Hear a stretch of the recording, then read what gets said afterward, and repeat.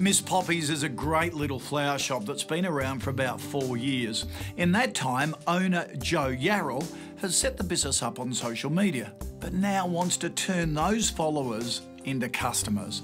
To help Joe capture the market, Style Runner founders Julie and Sally Stebiana dropped in to share their tips. Great business you've got here. Tell us all about it.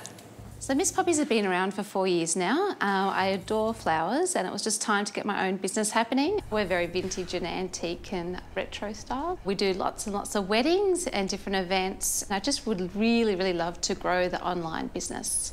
And who would you say your particular customer is? A lot of guys. So we have a registry and we let the guys know when their girlfriend's birthday is the following year. So we send them an email and... That's handy. Yeah, so then we'll get repeat business from that. So how do you market Miss Poppy's? So we're on Facebook, Instagram, as well as the website, and we attend and exhibit at wedding expos and different things like that, which would just sort of spread the brand. And are you finding that majority of those customers coming through are being fed through the website or the Instagram or the Facebook? Generally Instagram and website, yeah. Well, lucky for you, Instagram is one of our specialties in marketing, so we can definitely give you a couple of tips that'll help boost those sales. So Julie and I founded stylerunner.com 2 years ago now, and currently we've got over 170,000 followers on Instagram. And you know, that's pretty incredible for such a short period of time, but what we learnt was some of the easy tricks, I suppose you could say, and that was you know, engaging with the consumer, so ensuring that your posts connect with those out there. So tell me, when you are posting to Instagram, how are you actually posting your pics? What's the actual feel to those images? I just take little snippets of the day, so if I find a beautiful rose or gorgeous poppies, I'll Instagram it and just let it float out into that world. Yeah. It's almost a tool to educate consumers about the flowers. So you could, for instance, put together a bunch and do an incredible little layout, take a photo of that, place it up on Instagram, and then the caption could actually state what the flower is, whether it's in season, the hydrangea, for instance, perfect for indoors or perfect, you know, to brighten up a girlfriend's day. And that instantly gives you that engagement to the consumer.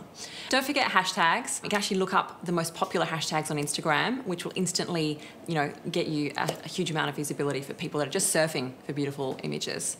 Another great idea would be, if you're sending out bouquets on your daily basis, actually taking a shot of that bouquet that's going out and then personalising it. You might say, this beautiful bunch is on its way to Rosebery or Alexandria, and that way you're actually getting people to see that you know, you've got these amazing bunches that are going out all throughout Sydney. Because I understand you do same-day delivery? Yes, that's right. Yeah. Add that to your Instagram. Yeah, right. You know, so many people are looking for same-day delivery, but they often can't find that information on websites. Have it in your Instagram account at the very top.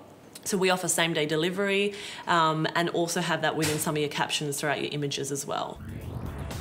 After the break, Julie and Sally get strategic about converting social media fans.